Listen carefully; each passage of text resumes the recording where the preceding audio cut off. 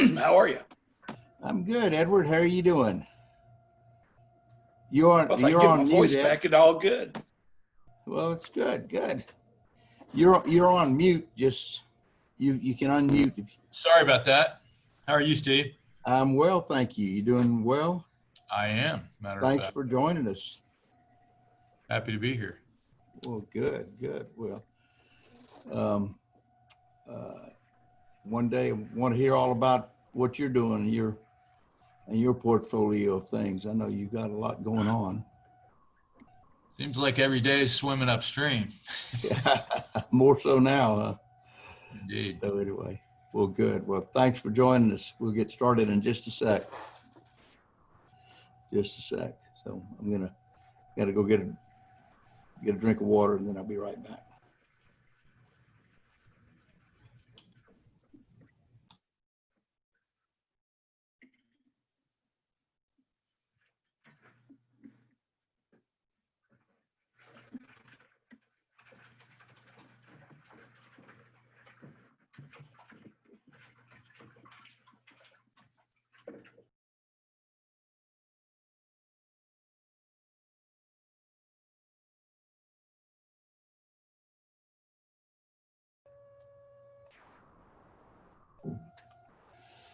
Okay, so I guess it's time to get the show on the road, and we have a real exciting group of real estate professionals on tap today to give us a brief review of the projects and what they're doing, and how we can all be involved. We're pleased to be part of the Startup Club.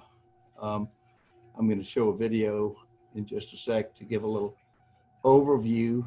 But welcome everyone. We're pleased for everyone to join us, and let me see if I can get this teed up correctly to get going.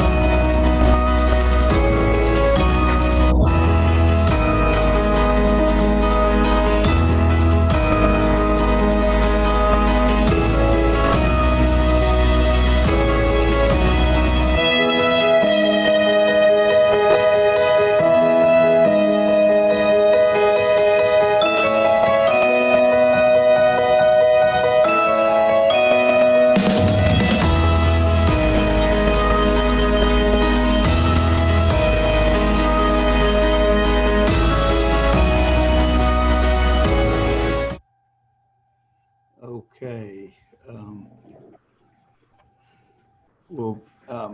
Our first presenter is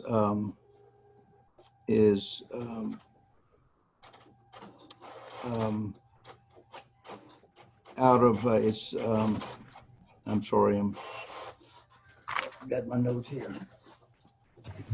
Okay, all good. You want to get started? Yeah. I'm sorry. Yes, I'm still admitting some people to the room, but I think more participants are going to join us as we go along. So I think we can start now. Okay, great. Thank you. Great. Hi, I'm Richard Luftig from Castle Placement. Welcome to Capital 8. We're extremely excited for you to join us for this competition.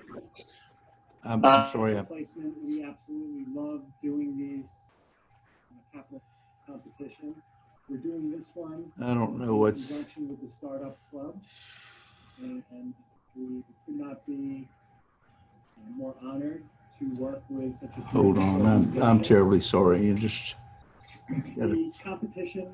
Steve, let me see if I can share my screen. Which will Well, I I'm don't going know to that share mine and we'll go to clearly Caliber. And then our judges will select the final four. Steve, can you see my screen? I can. Followed by a 5-minute Q&A. The problem is I'm not able to stop this. Investment options. Caliber stands as a tangible, sophisticated real estate investments usually reserved for accredited investors in the areas of commercial, multifamily, self-storage, and hospitality. That concrete clarity and diversity within a high-level investment portfolio is now available to any new or existing Caliber investor.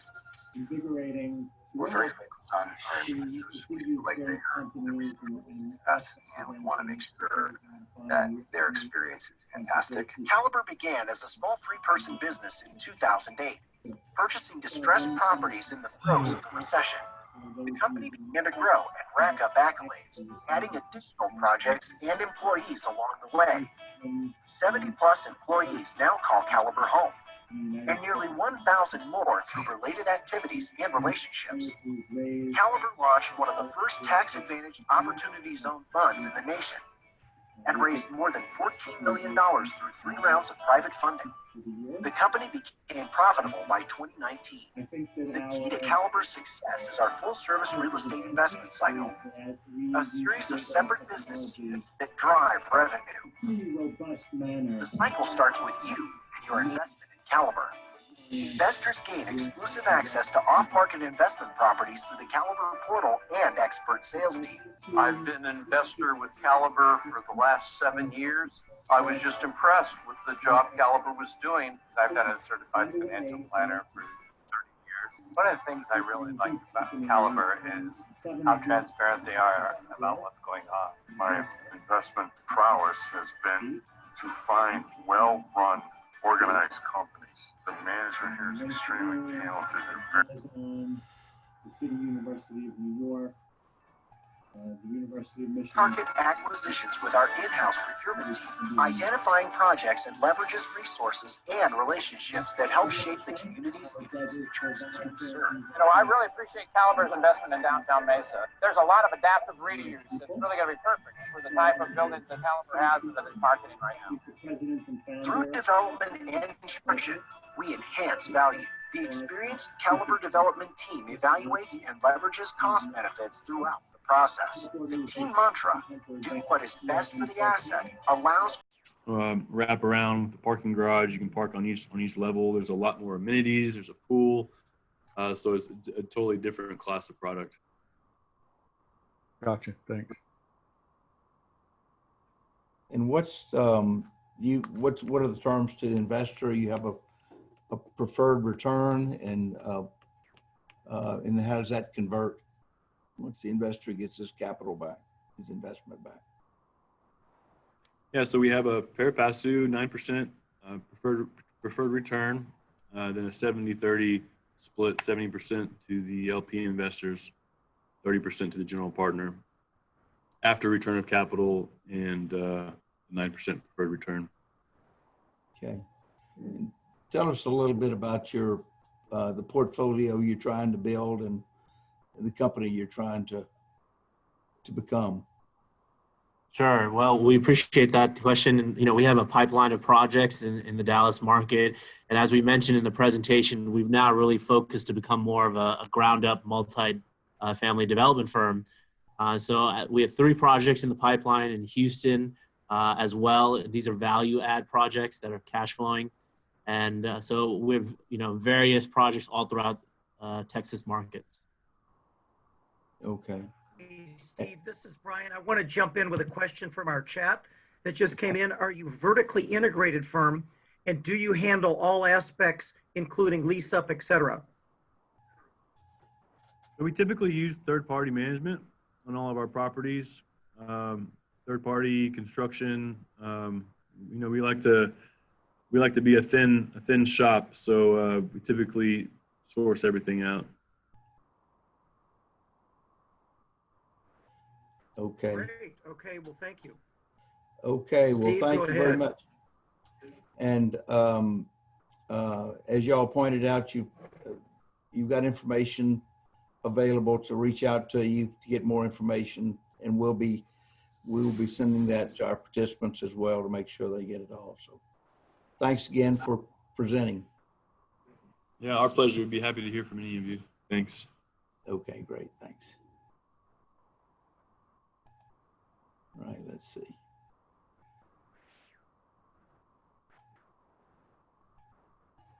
All right.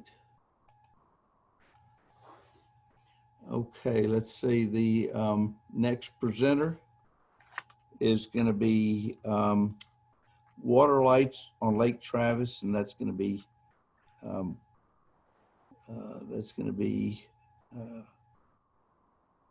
Kristen Williams and her organization. So let me get them going. So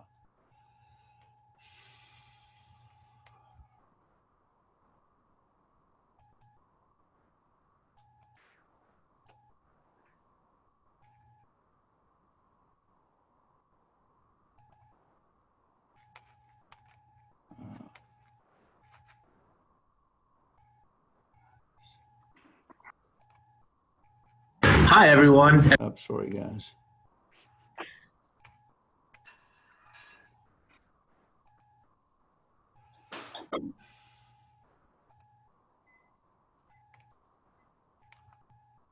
Numerous other projects across the U.S. A quick thank you to the Startup Club for having us here today, and thank you to all of you for joining us today. My name's Kristen Williams, and I'm the president of Live Lab Communities. I'm very excited to be here today to tell you about our latest project, Water Lights. So Water Lights is a master plan community development in the city of Lago Vista, which is just outside of Austin, Texas. It has a fantastic location on the waterfront of Lake Travis, which is the premier lake recreation destination for all of Central Texas. When completed, Water Lights will comprise about 1,000 acres and have over 2,000 residential units, plus an active senior living community. In addition to residential, Water Lights will feature a 76-acre waterfront town center and a 30-acre area called HQX. This is a collection of flexible alternative workspaces that we like to think of as the innovation campus. Despite the economic slowdown, Austin is expected to surpass San Jose, California this year as the 10th largest city in the U.S. Specifically in North Austin, where Water Lights is located, the Census Bureau says that Round Rock and Cedar Park are the 7th and 13th fastest growing cities in the U.S. Redfin also cites that homebuyers' interest in small towns is soaring, far outpacing interest in big cities. Coronavirus has really emphasized the importance we place on our homes. People want comfort, outdoor elbow room, and the ability to somewhat homestead and feel self-sufficient, but they also need the technology available to be able to continue with work schedules, virtual schooling, and social interactions. Our team is fortunate because the community we've been planning addresses exactly those needs. We're working with Corning to provide full 5G fiber optic capabilities to the community. They see Water Lights almost as a test lab for their latest connectivity devices, and they've even mentioned the possibility of implementing next generation 10G networking. We have a partnership in place with Delos, who is leading the world in wellness initiatives to incorporate their Darwin system in every home. Darwin is a smart hub that optimizes light, water, and air quality inside the house. We're focused on sustainability through rainwater recapture, energy efficiency, and sustainable building practices, and we've been working with other partners to incorporate community-supported agriculture. The goal is for Water Lights to feel like a suburban homestead, but with a level of character and authenticity that often gets missed in large-scale master plan communities. Now, I've mentioned our relationships with Delos and Corning, and in addition, we've been refining our vision with input from people like Lake Flato, OJB, Marsh, and others. Many of you may know these names from projects like the Pearl Brewery development in San Antonio, Levy Park and Discovery Green in Houston, and numerous other projects across the U.S. And all of them have expressed excitement in being involved in a project with the potential of Water Lights. In addition to our strategic partners, the development itself is significantly progressed. Most of the entitlements are complete, and about 1/3 of the acreage has water, sewer, electric, and fiber cabling to the curb. We have over 250 LUEs approved, 37 lots that are platted and shovel-ready, plus approval for a waterfront condominium building with incredible views of the lake. There were few, if any, other large acreage parcels left on the main body of Lake Travis. As a development team, we felt like this gorgeous piece of land deserves something special, so we've tried very hard to come up with a unique offering for this unique property. We had a conversation a few months ago with a principal from RCL Co., and he told us, developers and production home builders aren't ready to branch out from these standard-looking master plan communities. They're still making plenty of money doing it, so why should they? But when I see something like this, it's refreshing and exciting, and I think there are a lot of people out there who really want this alternative. Moving on to our pro forma financial projections, for now, we've conservatively modeled this as a 10-year sellout. So for our 2,000 residential units, that's about 200 a year. The average home and average lot sales prices are $450,000 and $112,000 respectively, though there is a very wide range from starter garden homes to custom acreage lots. We also have 76 acres of commercial in our town center and 30 acres in the HQX Innovation Center. We conservatively assume that this sells for around $4 to $6 a square foot. We're also fortunate to have the benefit of some favorable debt terms. All of this culminates in an estimated $280 million of sales revenue. Against $150 million of development and construction costs, that's about $130 million net profit. Our team includes the landowner who has invested significant equity in the project to date, so our incentives are properly aligned in making this project a success. Before I wrap up, I want to introduce our team. Again, I'm Kristen Williams, president of Live Lab Communities, and I've had about 15 years of experience in investment banking, corporate finance, and business development. Prior to Waterlights, I spent the majority of my career working at companies such as Credit Suisse, the Blackstone Group, and the AES Corporation. David Goswick is my director of marketing, and his career in real estate and marketing spans over 35 years. He's represented some of the largest names in residential development, including Royal Oaks in Houston, Cordillera Ranch in San Antonio, and Ryland Homes. Our director of operations is Kelly Dyer, who is also an industry veteran, and he has over 30 years of leadership experience with builders such as Pulte Homes, the Hovnavian Companies, and Ryland Homes. Our team is rounded out by William Farrell, general counsel, Gary Cobb, our real estate director, and Brian Atlas, landowner and developer, who all have 20 to 40 years in the real estate industry and in business development. Together, the Live Lab team is excited to present to you the Waterlights development, and we look forward to its continued progress and any inquiries you may have. Thanks again, and stay well. Okay, thank you so much, Kristen. All right, do we have any questions? John, Brian? Yeah, hi, Kristen. This is John Bianco. Is this current development, is there a taxing authority like a MUD or a TERS or any kind of, or is it in a city? So this is within the city of Lago Vista. There's one piece of the parcel that's in the ETJ, the extraterritorial jurisdiction right outside of Lago Vista. We are currently working with an attorney to file a TERS. So yes, there will be a taxing authority involved. Okay, excellent. And second question, you said how many, there's certain number of single family home lots already available for for construction, and what kind of, so roads and water and sewer have already been implemented, and what percentage of the project? Yes, so this is going to be a roll-up of about 4 different parcels of varying size. So one of these has been significantly more developed than the others, and that represents about 350 acres of the total. That 350 acres has pretty much all infrastructure in place, including fiber optic cabling to at least the curb of every lot. 37 of those lots are shovel ready today and really could be sold off today. And we have 262 approved living unit equivalents for that area. And so as we continue development, that will obviously increase up to the total number of 2,000, but that's what we have available today.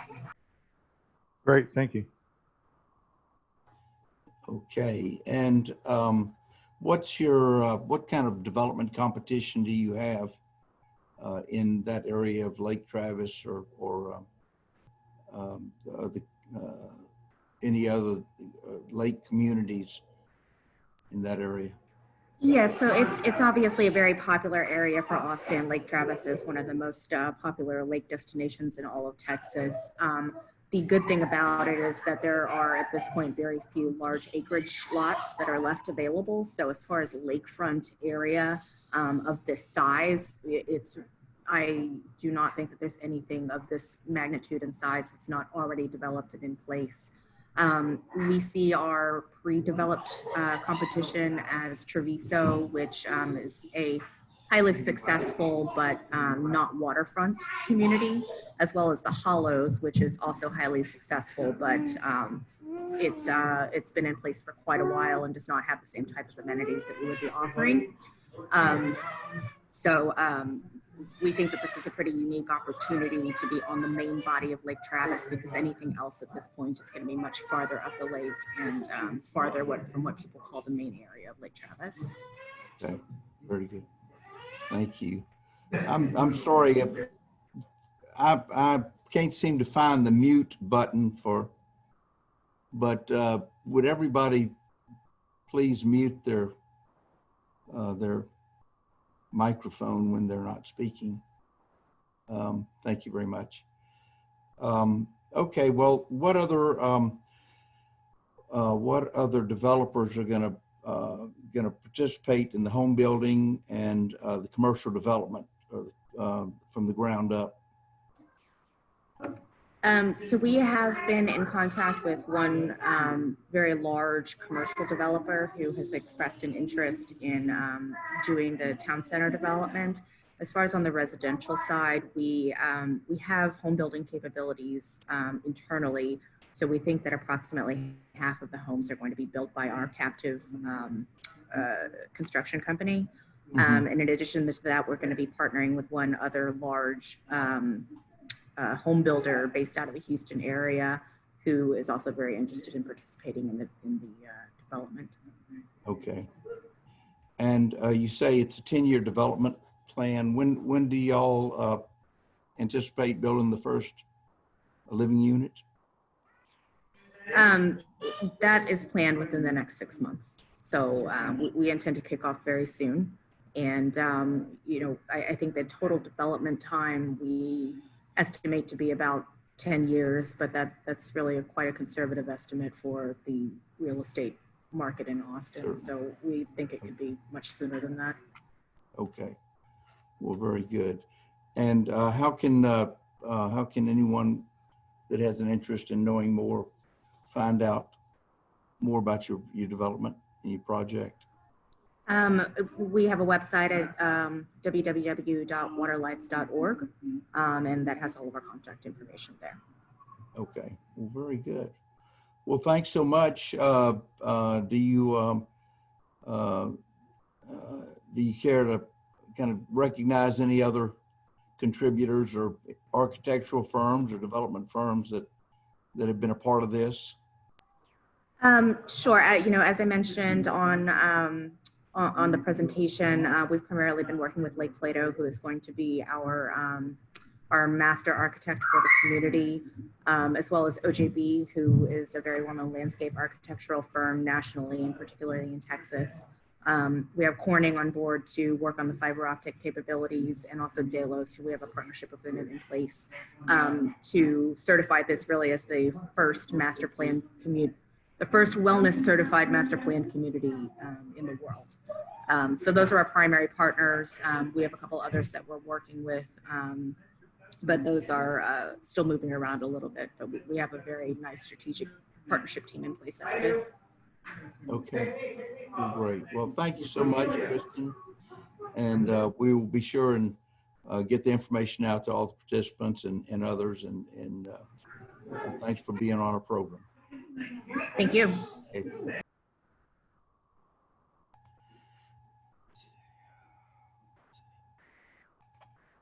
Okay, the next on our program is Brian Daly, the San Antonio Home Builders, Inc. Brian, if you would be kind enough to put your deck on share and then give us your thoughts on your project and how we can participate. Thank you. I sent a video. Did you guys, did you not get that? The video? Yeah. I can. I'll tell you what. Why don't we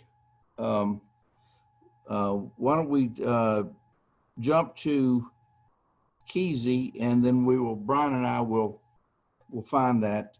We thought that it was a deck rather than a video, so our mistake. So okay. It's okay. why don't we jump to Ken Bloskus and his son Grayson on Keyzie. Brian, Brian, let's see if we can find that video and then circle back. So thank you very much. Ken, are you ready to go?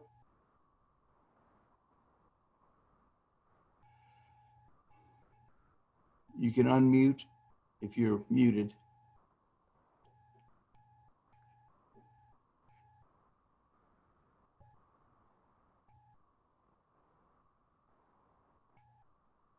Grayson? Okay, we'll need to track them down. Okay, Matt, Fresh Capital Fund.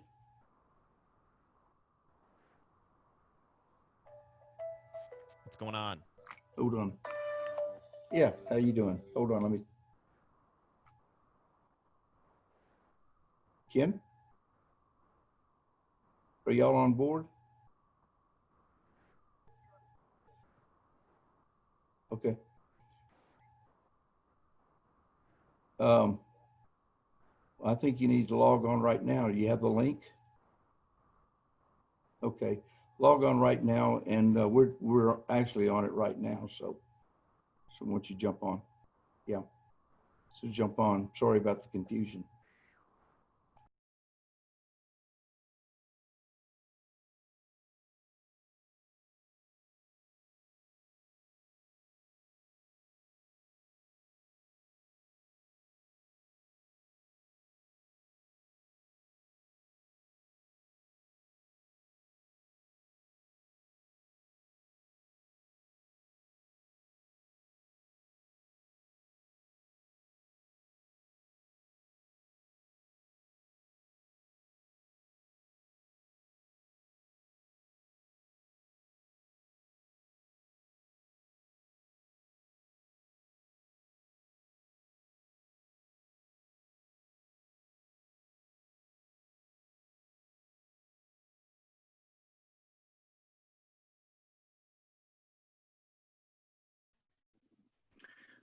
Brian, this is Brian Emerson. I did see where I got a copy of your video, but it said access denied. So if you could either open that up for me, or if you want to just play it on your machine, whatever's easier for you at that time. What would you like to do?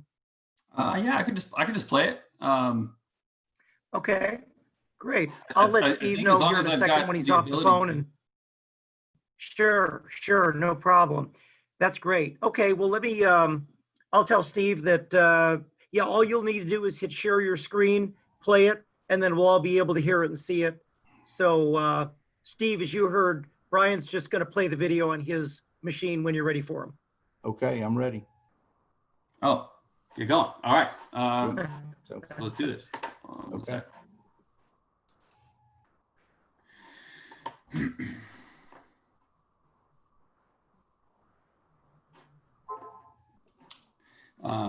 Okay, well, while I'm doing this, just again, I wanted to preface by saying thank you, like the rest of them. I'm not as I'm not as big as some of the others, but I'm still excited to be here. So I think I got it.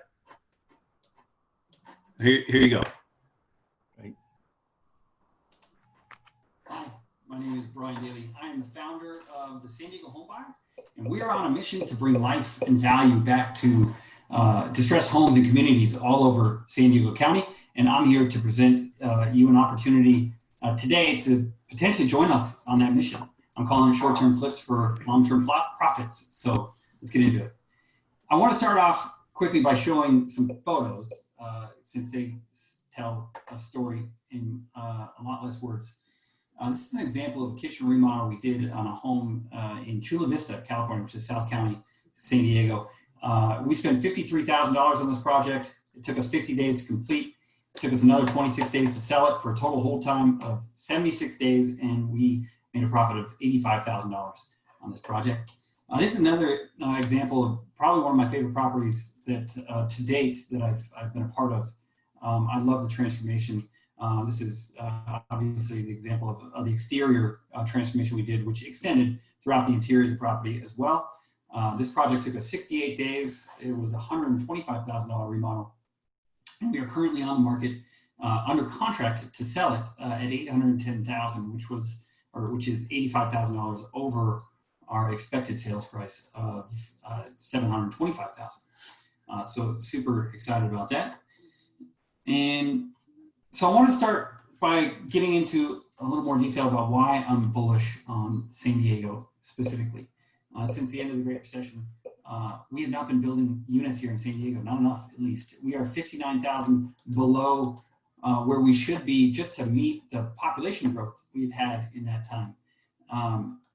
In post-COVID-19, homes with exterior space, detached homes, are in higher demand now more than ever. And those are the hardest for developers to build. It's just too cost prohibitive in California. So basically, we feel like we're satisfying this demand for new homes without the cost or the long-term hold risk that usually goes in with building new home construction.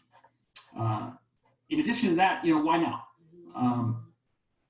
We live in an HGTV inspired world. We also live in an Amazon inspired world where people just want to press the easy button and have things done. So buyers want updated homes, but they don't have the cash or the experience to pull it off. And when they buy a property from us, they don't have to deal with all of the headache that goes with doing the construction themselves. And they also get to finance it. They don't have to come up with the cash. They get to finance it with low interest, tax deductible interest, and it just allows us to sell our homes at a premium. Not to mention now in our post-COVID-19 world, our homes are vacant, they're staged, they feel like they're brand new, they feel like no one's ever lived in them before. That's just easier for buyers to show, easier for buyers to fall in love with, and we're getting a premium for our properties now, even bigger than before, because we're competing with sellers that still live in their house, and buyers just make it so much more difficult for buyers to see it. Also, hold times are short and getting even shorter. This is specifically related to the marketing time when we're going to sell the properties. The average marketing time was 45 days in January 2019, which is already super fast. But that's down to 30 days in May, and it's still trending lower as we speak.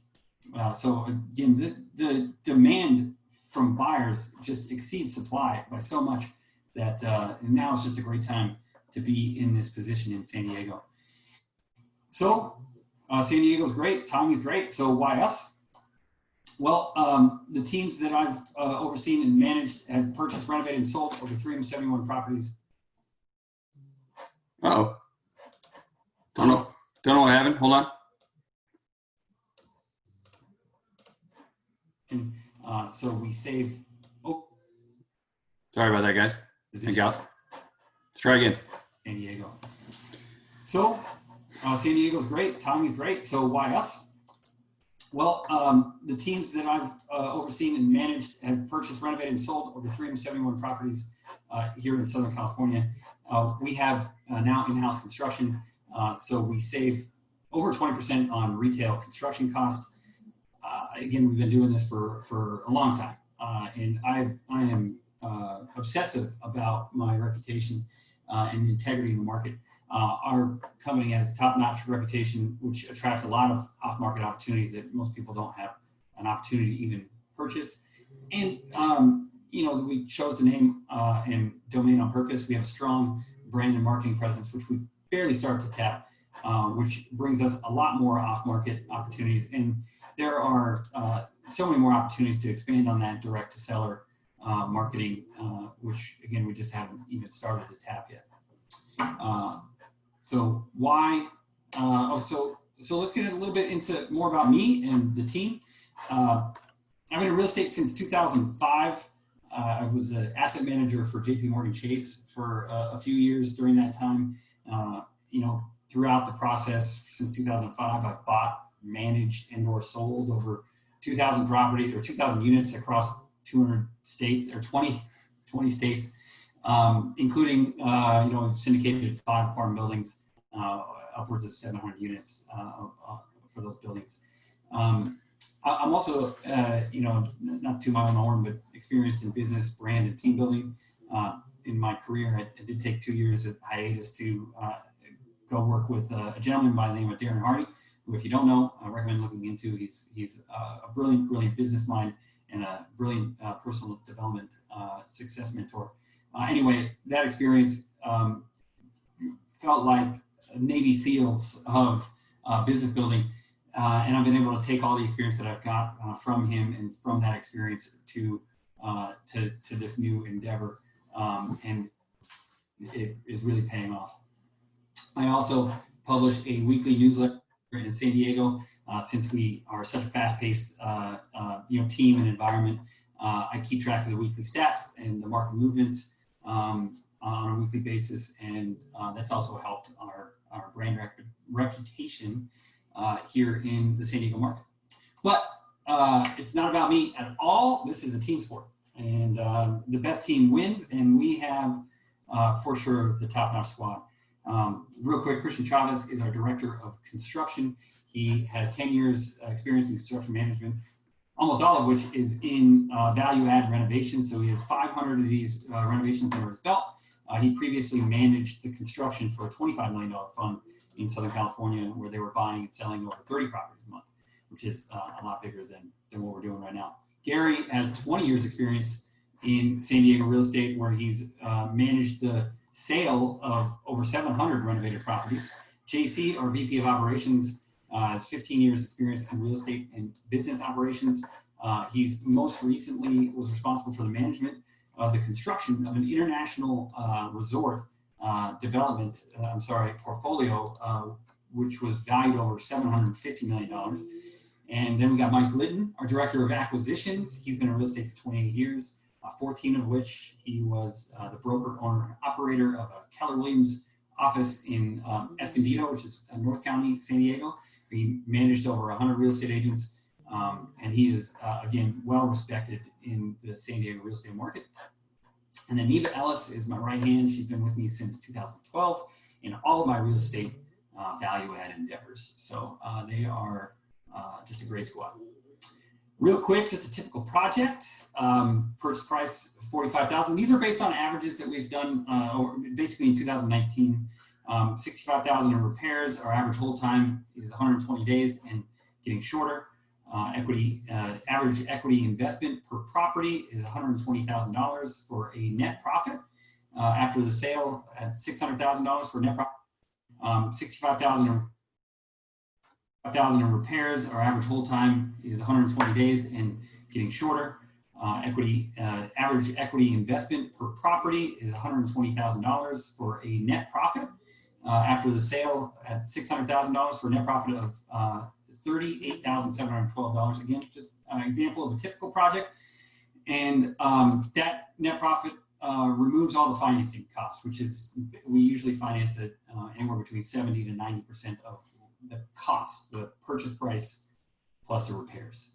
That's probably getting a little too detailed, but the opportunity, I've been doing, as I've shown here, I've been doing this for a while, and we've been raising money on a one-off basis per project or using our own funds to do it, and we're just looking to grow up a little bit.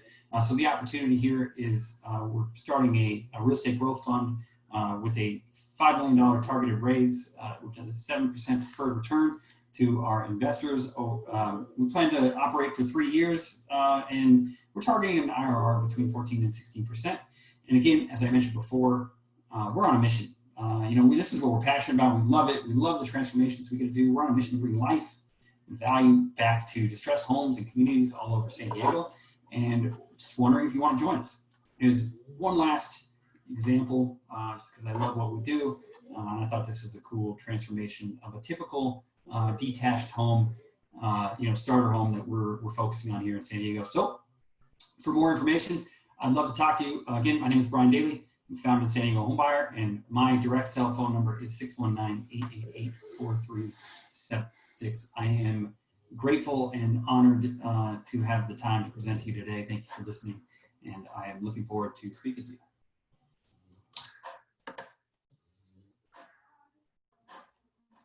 All righty. Put everyone to sleep. Okay, yeah, go ahead, Brian, if you would give us a couple more comments as questions are coming in. Yeah, kind of recap for us. Yeah. A recap? Yeah, I mean, so I've been in this space in San Diego since 2011, really doing the value-added investments in single family, and we've also small multifamily here locally. This is my second go around of building a team and starting a company and raising money for the same kind of niche. So I did a company from 2011 to 2016 and exited it at the end of 2016. Took a hiatus and came back.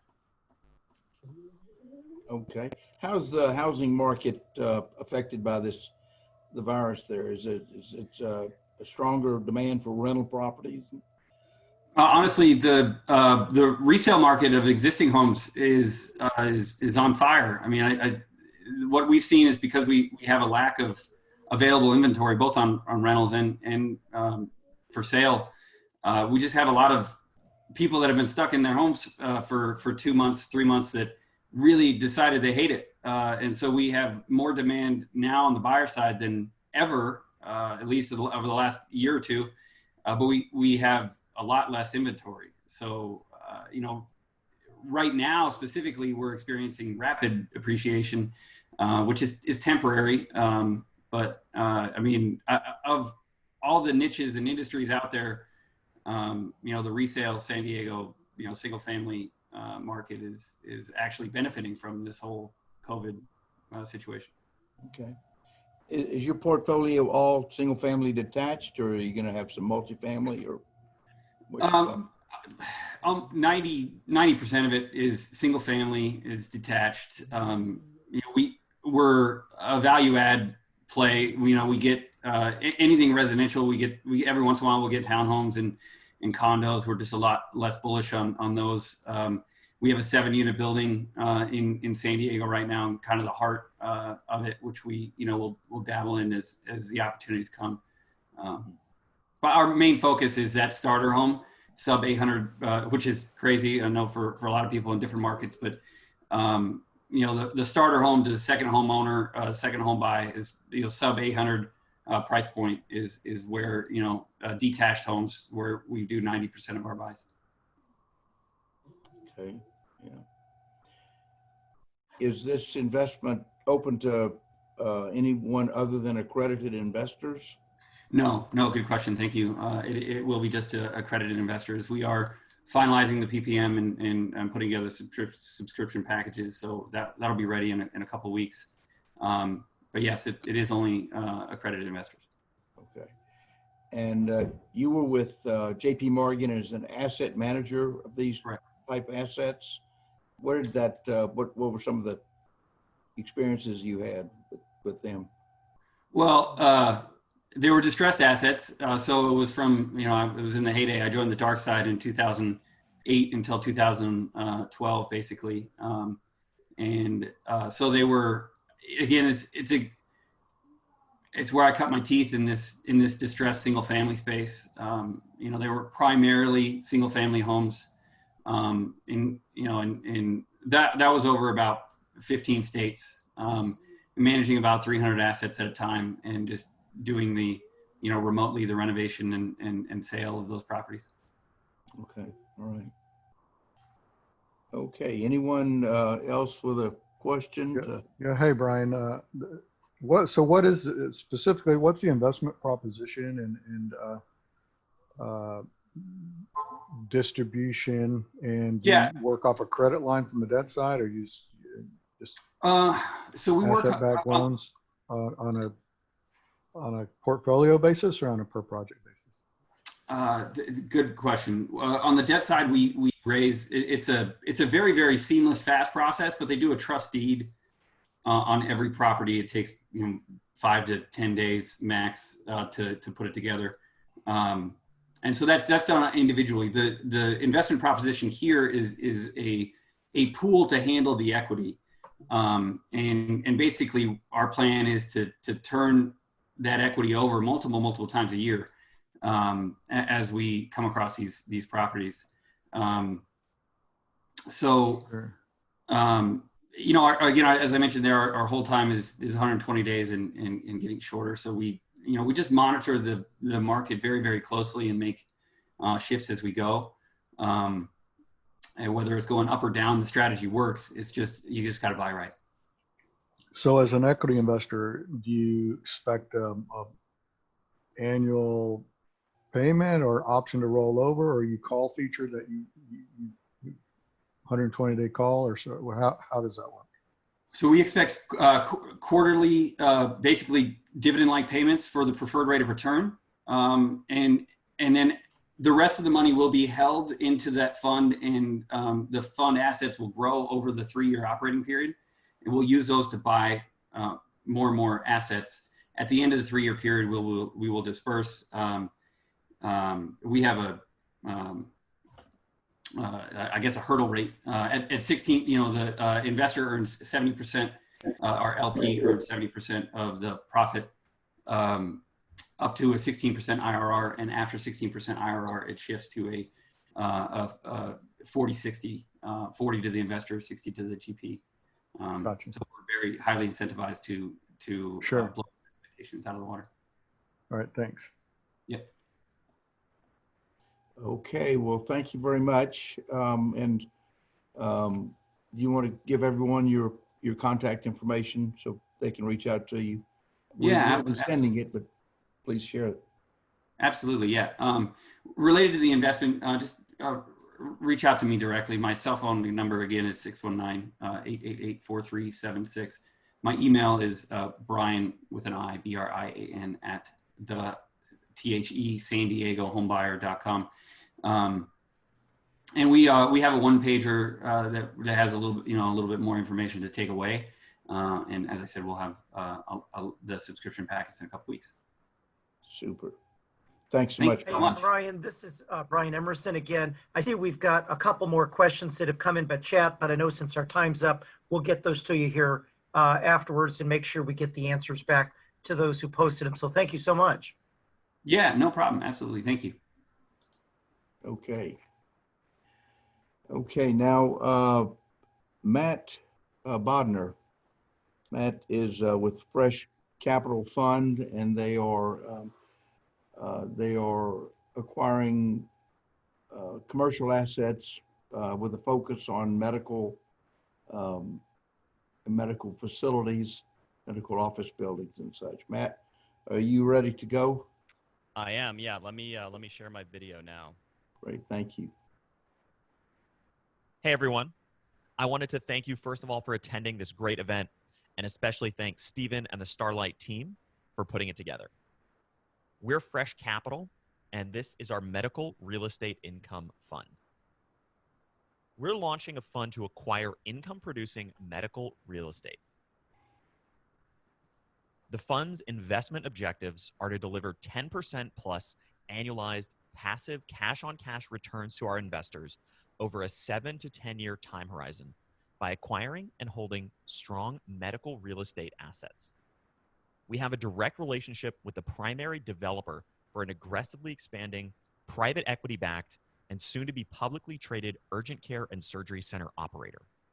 Our direct relationship with the developer gives us attractive off-market pricing for acquired properties, which improves our portfolio returns. And by buying these properties directly from the developer, we further reduce transaction costs and provide a pipeline of brand new assets with full new lease terms, which increases returns further. We have an existing acquisition pipeline of 17 properties already under construction or under contract, representing approximately $150 million in gross asset value. This is comprised of 9 urgent care facilities and 8 surgery centers. We're seeking institutional investors to provide equity capital for the fund. Some high-level fund metrics. The average cash-on-cash return for the fund is over 10%. The IRR is over 15%. We're targeting a 7 to 10-year hold. The portfolio mix is 17 properties across 5 states. That's 9 urgent care facilities and 8 surgery center facilities.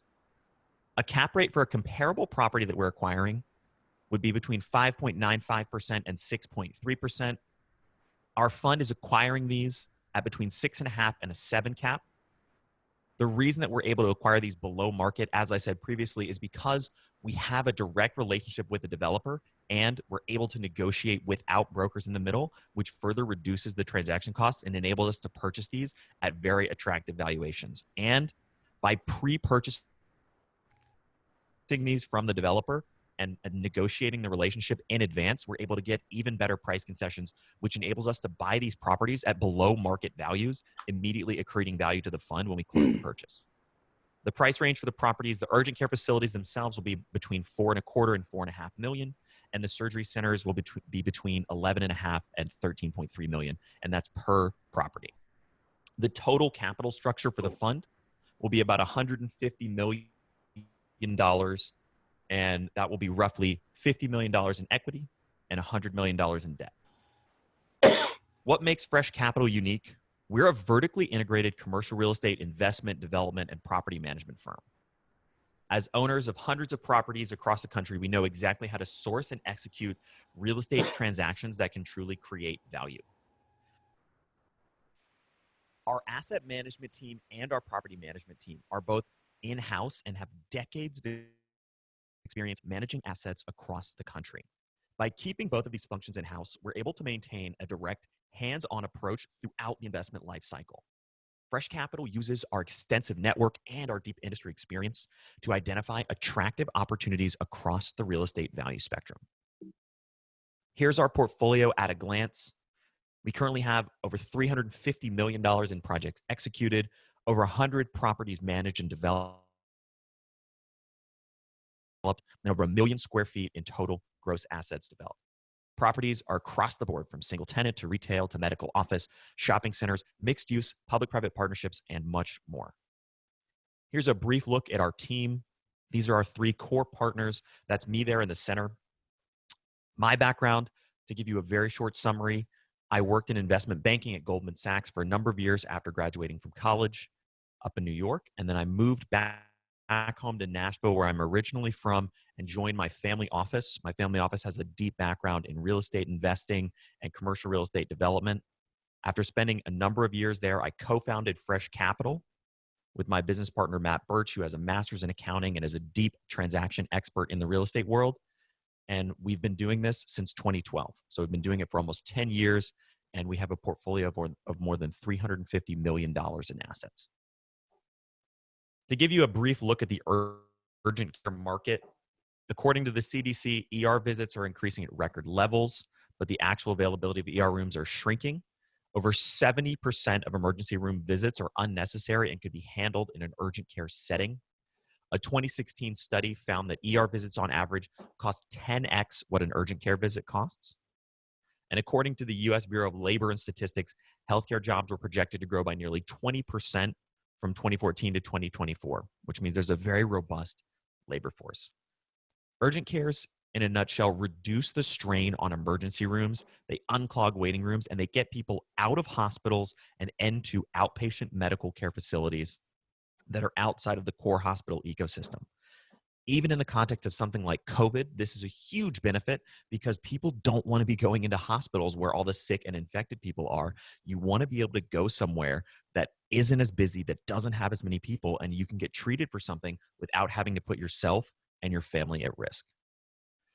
The surgery center market, in a similar vein, is thriving. Bain Consulting notes that ambulatory surgery centers are transforming healthcare by moving routine, low-risk procedures into a more convenient setting. Ambulatory surgery centers offer surgical procedures at rates between 35% and 50% lower than hospitals offer them, which is a $40 billion savings a year to the healthcare industry. And it improves patient care and quality while reducing healthcare costs. In addition to that, certificates of need create an artificially suppressed availability of surgery centers, which improves the economics of these businesses and means that there's only a select number that can go into any given market.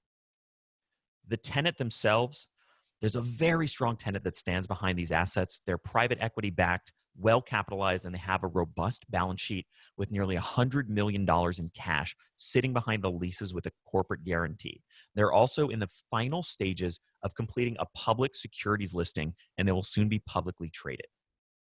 The tenant is a vertically integrated healthcare provider that bridges the gap between urgent care and the traditional hospital system with their proprietary operating model. And by doing that, they're able to generate substantially higher unit level economics than a traditional urgent care or surgery center. Given the complexities and the confidentiality with their public securities listing, we can provide a tremendously larger amount of information after the execution of an NDA. The lease overview. The leases commence at close of escrow. They're 20-year leases. There's a 20-year term remaining because these will all be brand new leases as of the close of the transaction. There's 2% annual bumps in all of the lease rates. The tenant has 3 5-year options in addition to the original 20-year term. These are absolute net leases. These are even better than triple net. The tenant is responsible for everything, including roof and structure. And there's a strong corporate balance sheet standing as a guarantee behind every single lease. So let's summarize this opportunity. We're raising a $150 million fund to acquire stabilized income-producing medical real estate, specifically to acquire 17 properties, 9 urgent care centers, and 8 surgery centers in Tennessee, Georgia, Alabama, Arkansas, and Texas. We fully identified the acquisition pipeline. This is not a blind fund. We have the 17 properties that we're going to acquire, and they're currently either being built or under LOI, all of which we can acquire once the fund is funded. We have attractive below-market acquisition pricing. Our direct relationship with the developer enables us to acquire these properties off-market and with substantial discounts to the current market price for comparable assets. Both of these asset classes, urgent care and surgery centers, are in well-positioned both in the current COVID economic environment and have very strong positive macro trends supporting them over the long term. We have a compelling tenant that's well-capitalized, aggressively expanding, and soon to be publicly listed. We have secure leases with a corporate guarantee, 20-year term that's brand new, 2% annual bumps, and they're absolute net, so the tenant is responsible for all costs. The focus on this investment portfolio is to drive passive, absolute net cash-on-cash returns for our investors, and we're targeting over a 10% cash-on-cash return for our LPs. If you want to contact us, this is my direct personal contact information. Again, my name is Matt Bodnar.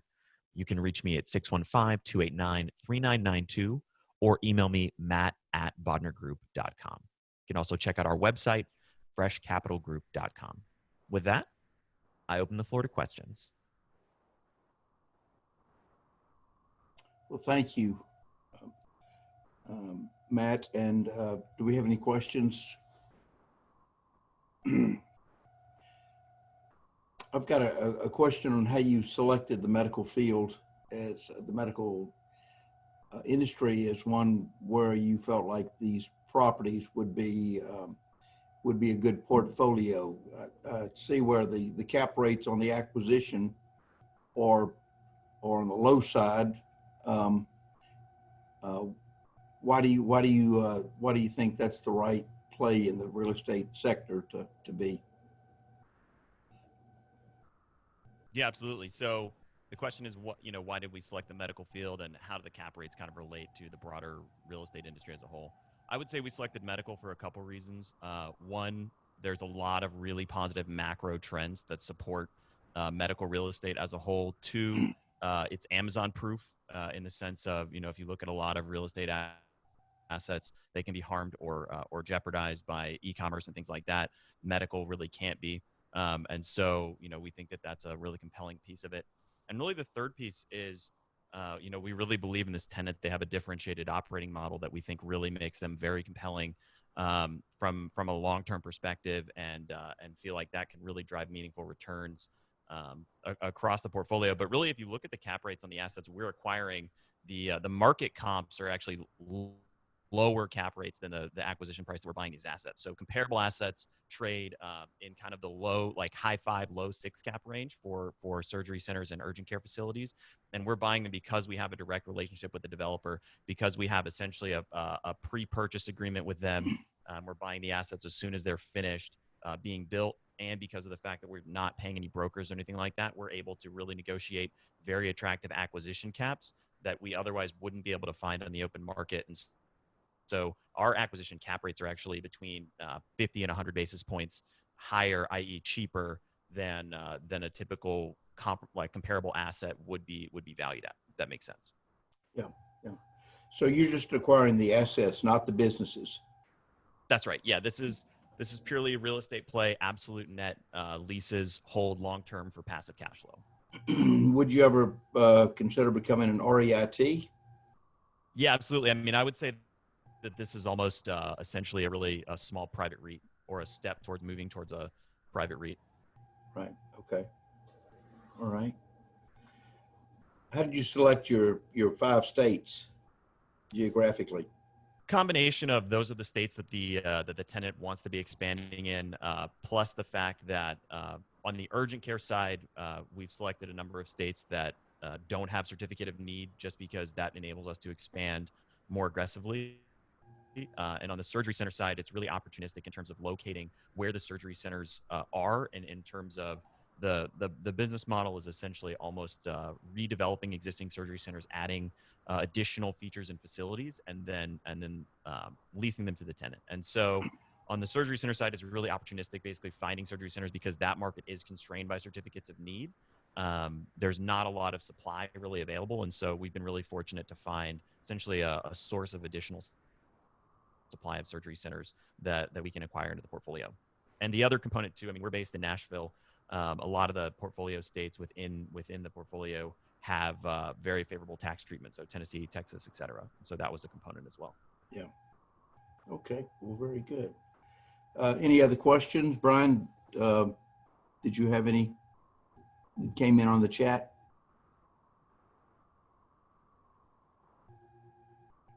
Okay. Well, very good. Well, thanks so much. I'm sorry about that. I was on mute there a second. No, Matt, it sounds really exciting. I think you've picked a really laser-focused niche. Your background's perfect for this. So look forward to helping you get the word out about it. So thanks for joining us. Thank you so much for having me. Okay. Thanks so much, Matt. All right. Let's see.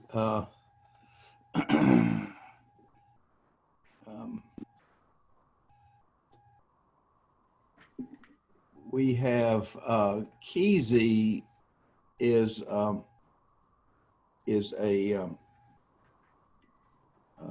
fund out of Dallas, and due to a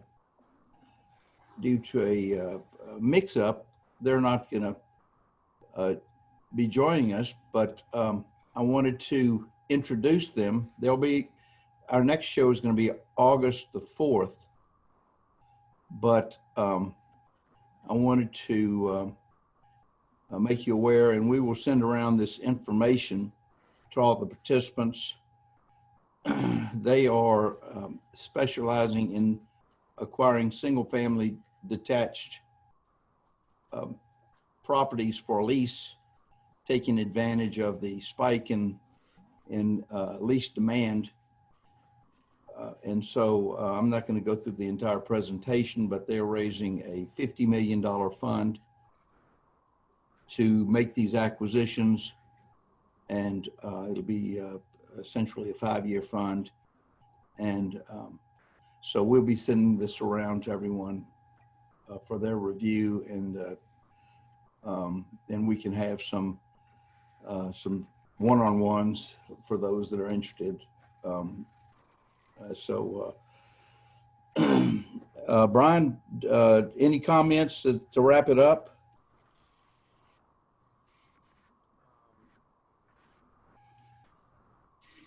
Oh, I'm sorry. Okay, I thought I was on mute again. Running for the mute button, that's always our problem. No, I guess the only other thought is let's talk about the survey. We've got the survey we would love everybody to fill out if they would like. I'm sending it out right now in the chat, so you can click on that to give us a little feedback and let us know which of the companies you'd like more information on. The other thing is that, Steve, I think you want to talk about a couple gifts that we want to give out. We want to explain that. Yeah, for those that take a minute and fill out the survey and return it, we will select one and send out a gift certificate based on you know, a random selection from the returned surveys. And secondly, we wanted to take nominations for those that might be joining us from the furthest distance from Texas. So if you feel like that you are a person from far away, then we've got a gift certificate for you. The last one was from Australia, which is hard to beat. I think that's something like 7,500 miles. I think our German participants are at 5,000 miles, give or take. So, if you feel like you're the furthest away, send us a chat and we will select the person that joins us from the furthest point, and that'll be a gift certificate as well. So. And also, as a reminder to everybody, please check the chats now. I see there's been a stream of good comments and conversations started in the chat room. So take a look at those before you go, and feel free to respond to anyone. I know some people want to share their LinkedIn address or other contact information. You're welcome to do that in the chat while we've got it up for everyone. And otherwise, we'll do some of our sharing of information after the conference, you know, directly. Okay, thank you, Brian. Steve, do you want to also mention the next couple conferences coming up that you're hosting? Yes, we've got, we're going to have a focus on opportunity zones on August the 5th. That's a Wednesday, August the 5th. And we'll also combine real estate opportunities with that. We'll have to, we'll move Keyzie and their fund to that date, give everyone an opportunity to meet them. And there were several others that wanted to participate but couldn't get their videos together in time.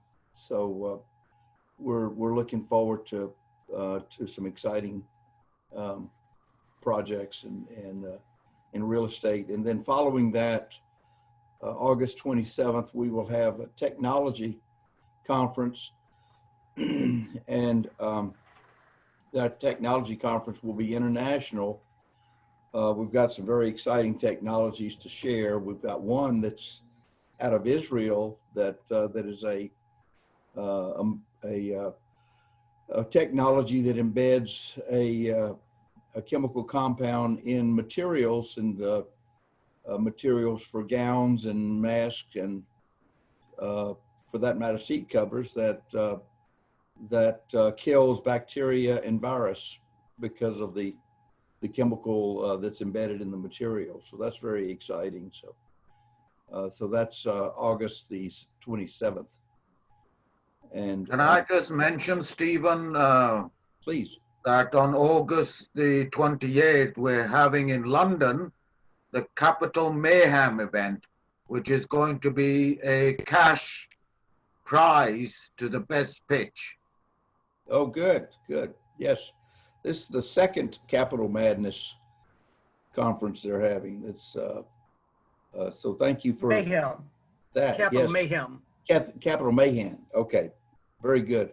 Thank you for mentioning that, and everybody set your calendars and please give us your feedback. We want to keep you on our list. Brian has a membership campaign going on, so we are adding members. to our international group of entrepreneurs and investors. And we're very excited about our outreach and our efforts to find support for our entrepreneurs everywhere. So please be a part of it. So Brian, you want to say goodbye? I'll leave that to Well, you. yeah, that's all we've got today. So thank you again, everyone, for coming. Again, check the chat messages, and we'll look forward to seeing you again soon. Thanks for joining us.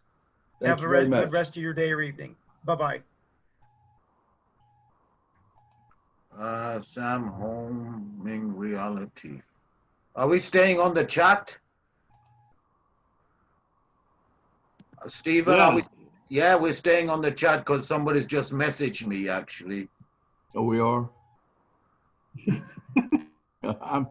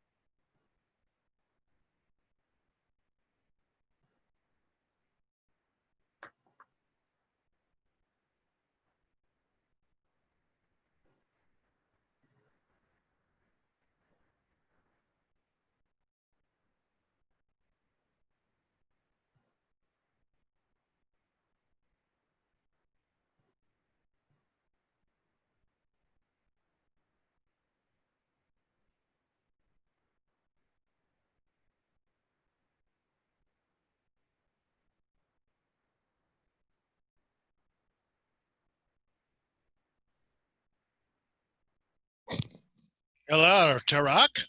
Yes, Are you hi. still online? Yeah, hi. Yeah, hi. I was looking for the website for that Oh, program you well, were talking about. the website is startupclub.biz. The So, event is not live at the moment, but I've got your email, so I'm going to make it either today or tomorrow live, and then I'll send you the link for it. okay. So you don't have it to post right now so everybody can see it? No, I haven't. Because there's Okay. plenty of time yet. It's in August. We've got 8 weeks as it is, okay? And we'll be promoting it and marketing it and so forth as you do. I just wanted to take this opportunity to mention it to people. Very good, very good. Well, heads up is a smart way to go. Yeah. All right, good job. What's your business, Ken? Well, as you can tell by the by the email that I use for my name, it's finance options, and we are in the business of knowing where the money is and how to get it. Oh, I see. Listen, Yeah. I've got one project. It's an alternative to YouTube. Okay. Oh, good. They're already live and they're looking for 3.5 million. Very good. Sounds like a very good number. Would you be interested if I sent you the pitch deck? Oh, yes, please do that. Yeah, All you got right, the email there. Okay, I'll do that later on. I've made a written note of it as well. Yeah, please send. You know, we're heavy into the real estate, technology, combinations of the two, and anything that's sort of on the periphery of that. Well, there is another project which is my own, which is my background is in the entertainment industry, And that particular project is about starting an online bank for filmmakers. Ooh, very good. I like the online bank idea. Since we work with banks all the time. Oh, really? Okay. Always looking for great sources. And I'll tell you, the key that I've found is it's not quite like startups.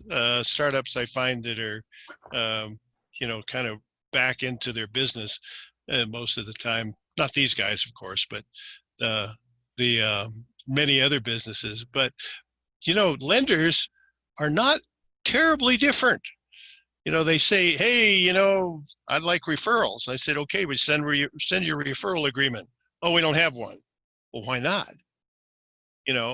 Hasn't anybody asked you for a referral agreement before? And so you would think that they'd already have their legal beagles looking over their referral agreements so that they make sure that, there's no holes in it and it can stand up in court on both sides. So it's just amazing the number of lenders that I've spoken to that just really are not ready to work with outside intermediaries, no matter how talented they are. Well, on that's both up sides. to them. I mean, the majority of the people in the finance industry now are in their 60s and 70s, and they're used to working in a particular kind of way. It's only the young ones in the 30s and 40s who are more open to that. True. Well, you would think that the people that are of pushing senior status would have already figured out that, documentation beats conversation every day. So the idea is they've made it's good to write it down, get it written on, get it signed off, and then say, okay, now there's no questions. They've made their money and they're sitting it out until retirement. Yeah. Okay.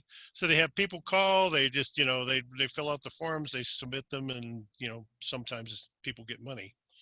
That's what you're saying. That's true. That's true. Okay. Is there anyone else who wants to come into this conversation?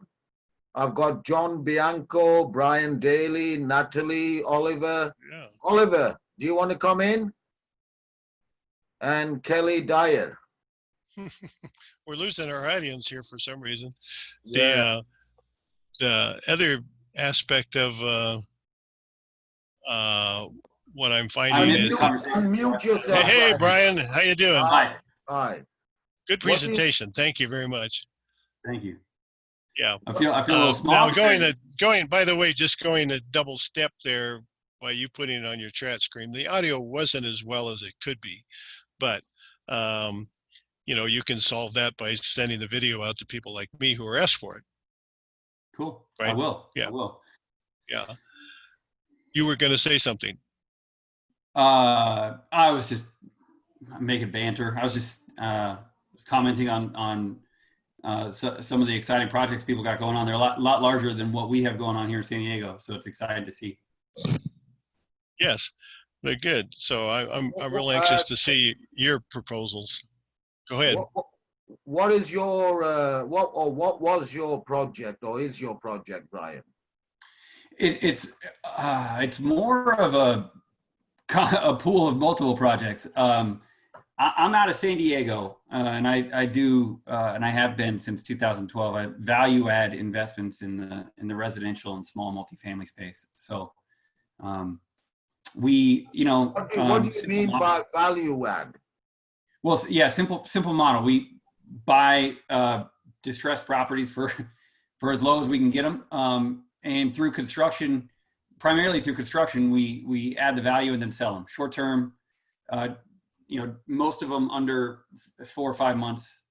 It's a very well organized fix and flip organization. Is that exactly what I was going to say? Version. Yeah, simplified, right? High professional, very well organized fix and flip organization, which, to tell you the truth, the people that try to do that onesie twosies on their own, they'd run into all kinds of problems, like some lazy appraiser who doesn't appraise it for what it's really worth, and they wind up losing money. You do that a couple of times and they're out of dough. I've heard that over and over and over and over again. And, just say I ran out of money because I couldn't get enough money out of my project. Yeah, it can be a trap too. I mean, it's a lot of work. In 2005, I bought 2 properties and attempted to fix them up. And one became a money pit because everything that we broke into was just absolute garbage. You know, we had the ceiling hanging with baling wire basically, and the brick walls were not brick walls, they were walls with brick in them. I mean, it's just crazy stuff like that. We were lied to and lied to. It would have been a really nice project, except for the fact that it was just so full of garbage. And then we pulled, one wall off. It looked like it'd been burnt. So, from a single small little guy, it just became a huge money pit. And we just couldn't finish it. We couldn't finish it. And it was my mom's money, and she was going to go in the old folks' home, so we just let it go. And people don't realize that the recession started in 2005. You remember all the REOs who started to hit the streets in 2005, and by 2006 there was a ton. You remember those? Or maybe you weren't in the business then. I don't. I got into 2005, and I definitely didn't have the context to understand, what was normal and what wasn't at that point. Well, we went from a $100,000 home to a $75,000 home between 2005 and 2006, and we put 30,000 into it. That was one of them. We put 50,000 into another one, and it went to hell. So I didn't feel so bad because South Boulder, the Republic of Boulder here next to Denver, so it was kind of a fixed neighborhood, and it was just going nothing but up. It went down 22% in 2005. 22%. So that's what I'm saying. The little guy can get eaten by dips. Like, what if you bought a house, like in January? We're trying to flip it in February or March. Mm-hmm. What would have happened to you? For me? Now you're saying that things went pretty hot. That's good to know. I'm hoping that those guys were able to recover in March, April, and May. We had 18 projects at the time when COVID shut down. You had what? 18 projects. 18. So good for you. 18. Yeah.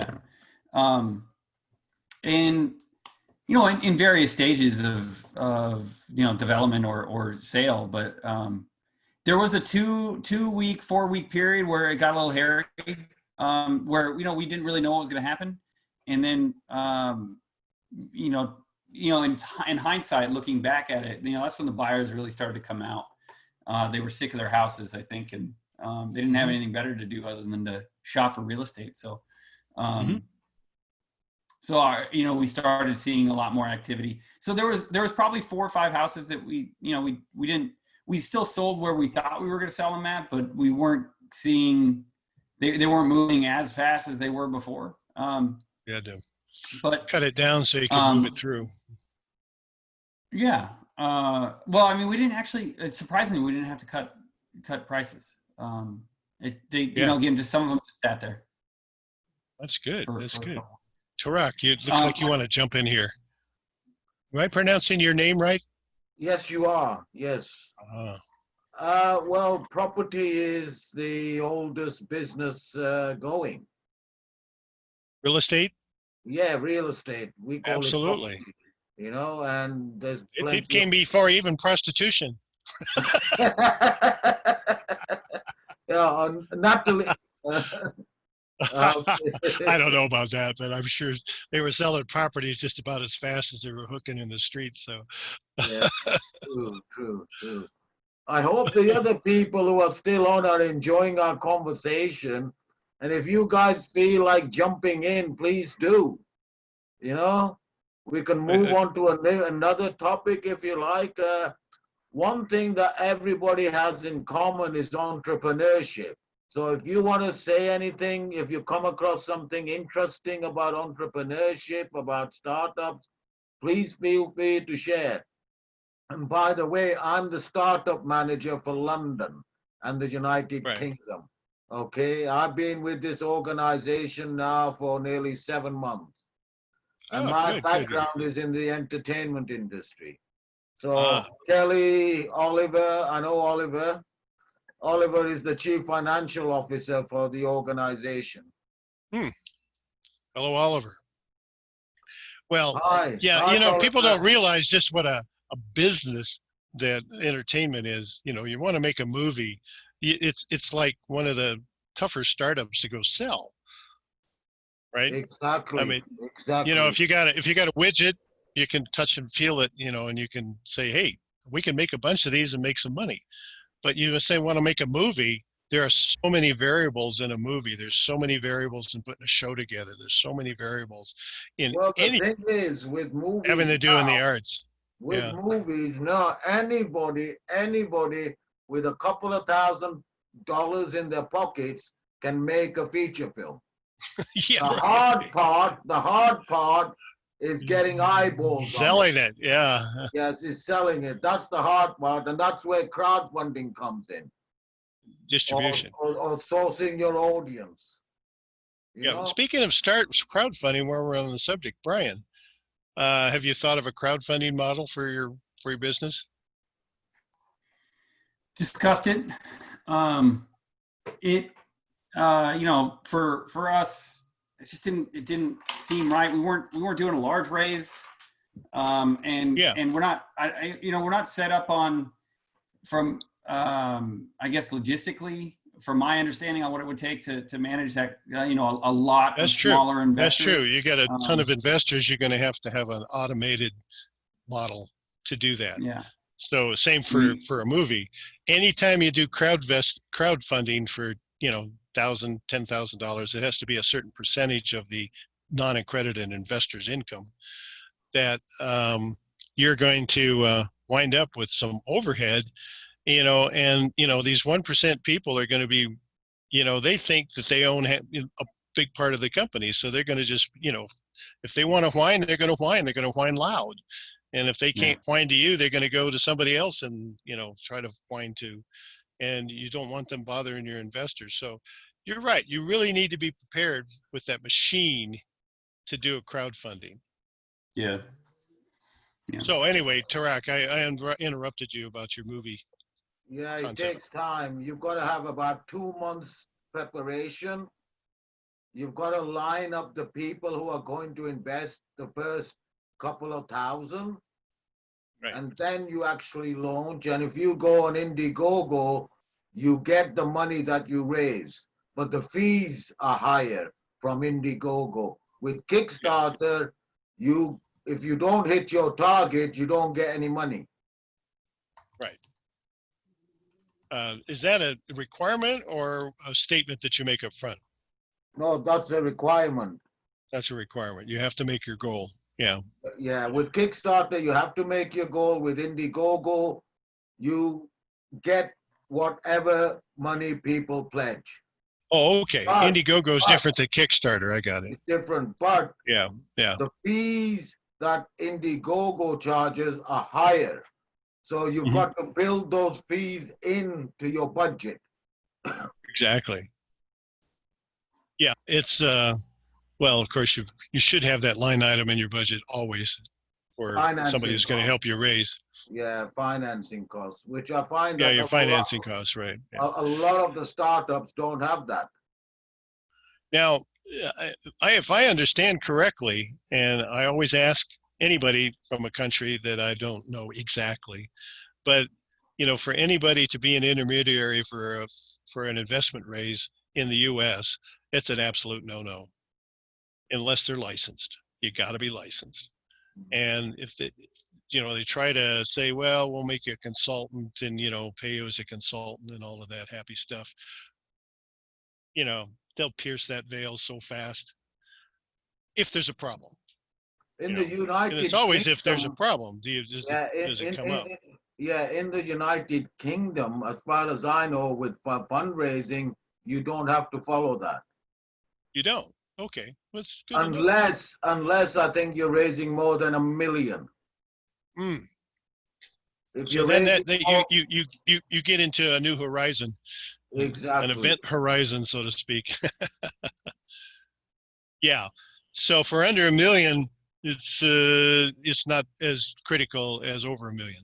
And then you have these special schemes called Small Enterprise Investment Scheme, where you get your profits deferred if you keep the money in for 3 years.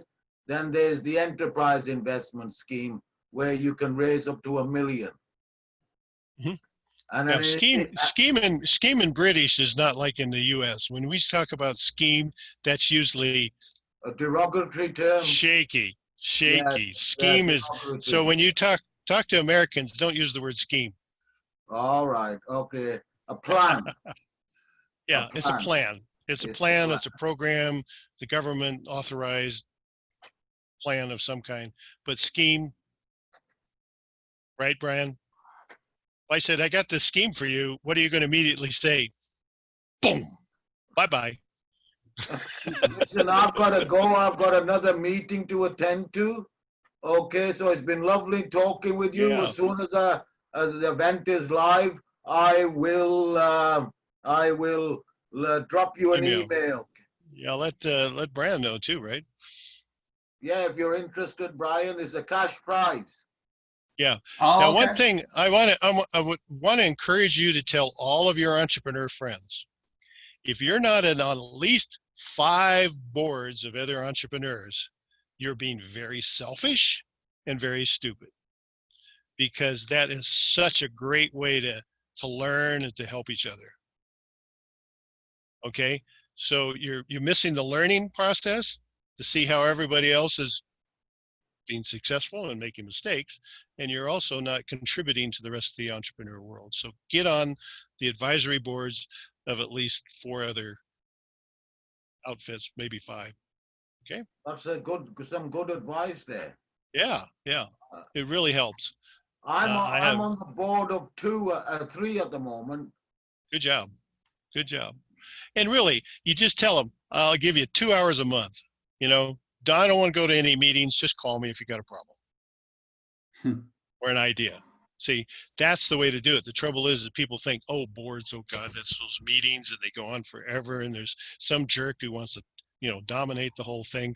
No, you just say, I'll be at your board of advisors, but you call me when you want to know something. Works very well. And you also establish a billing rate. If you need more than a couple hours, I turn the meter on. Yeah. All right, my friend. Nice to meet you. Bye-bye. So, Brian, I got to actually go to Kenton. I'll email you. Thank you so much. Good advice.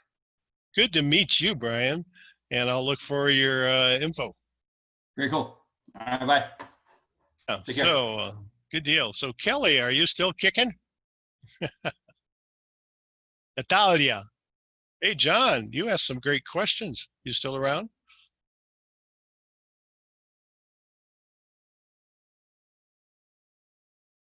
All right. Well, looks like everybody's, just off doing something else. So I've got people blasting me away on on WhatsApp. So I'm going to go talk to them. Enjoy. Have a great 4th of July too. Bye-bye. Wait a second. I'm going to check my chat before I go.